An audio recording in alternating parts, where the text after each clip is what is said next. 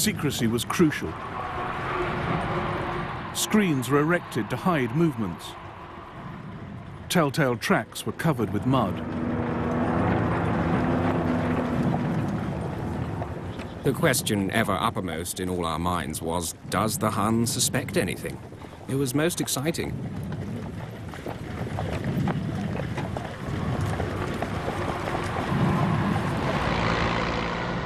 About 9 a.m., retreating infantrymen gave us an account of swarms of tanks, so many that it was absolutely impossible to stop them. A little later, the tank monsters came creeping to the ridge south of the village. Not one of us had seen such a beast before.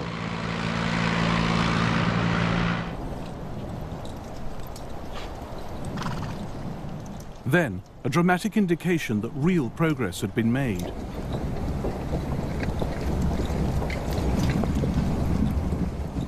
For the first time, we saw the magnificent spectacle of our field artillery limbering up and going forward.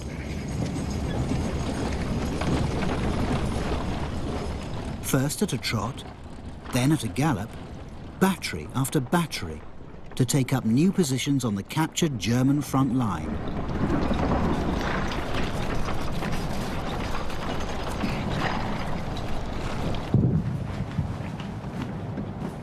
The Germans were caught on the hop, then pushed back 5 miles, a greater Allied advance than anything achieved on the Somme or in Flanders.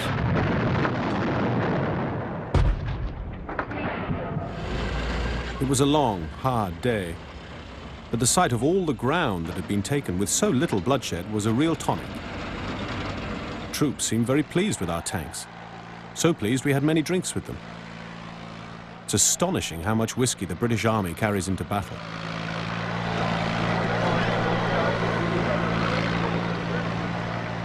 On the 21st of November, church bells rang out across Britain, just as they had done in Germany for Verdun. And again, the celebrations were a little hasty. The British had not achieved all their objectives. Some villages near Cambrai remained in German hands, including Flesquières. The Highlanders in this sector had been ordered to keep well away from the newfangled tanks, so they couldn't help them by knocking out machine gun nests and artillery. And lurking near Flesquières was one of the few German batteries trained against tanks. A tank emerged from the village. Distance, 275 meters. Fire! Damn, too far. Fire! Very close. Aim a little to the right. Fire! Hit! A hit! Oh, Lord. A column of fire was bursting out of the monster. 2 of our men ran to the tank, and when they returned, they described the half-burned bodies of the crew. Inside the tanks, the crews wrestled with the world's latest technology, under fire. Just at this critical moment, the autovac supplying petrol to the engine failed. The engine spluttered and stopped. We were now a stationary target. In the sudden silence, we could hear the thud of falling shells, and metal and earth striking the sides of the tank. The atmosphere in the tank was foul. With tense faces, the crew watched the imperturbable second driver as he coolly and methodically put the autovac right, ignoring all the proffered advice to give it a good hard knock.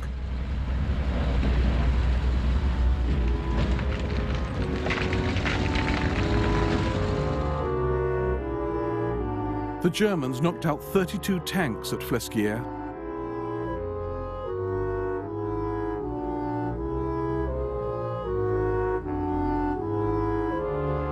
More were crippled by stormtroopers in the narrow streets of Fontaine, Notre Dame.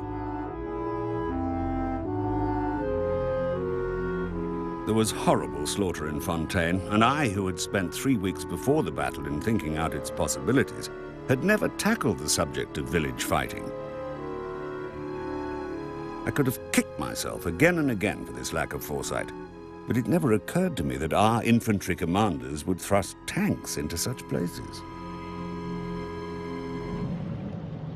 The Germans also had the bright idea of mounting anti-aircraft guns on lorries and attacking the tanks with armor-piercing shells. 9 tanks rolled towards us. The captain orders, "Steady, men, wait for it."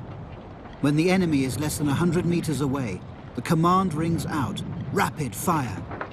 The first tank rears upwards. Those following halt. One direct hit after another.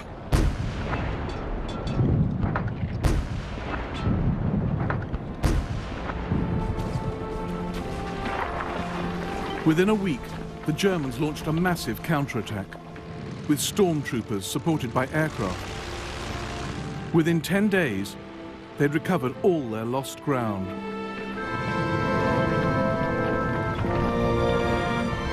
Yet Cambrai was crucial for the British. They'd gained valuable experience with the tanks and cracked their artillery problems. Vital lessons were learned about teamwork on the battlefield. The big challenge for both sides now was how to consolidate the successful breakthrough. The master of that would win the war.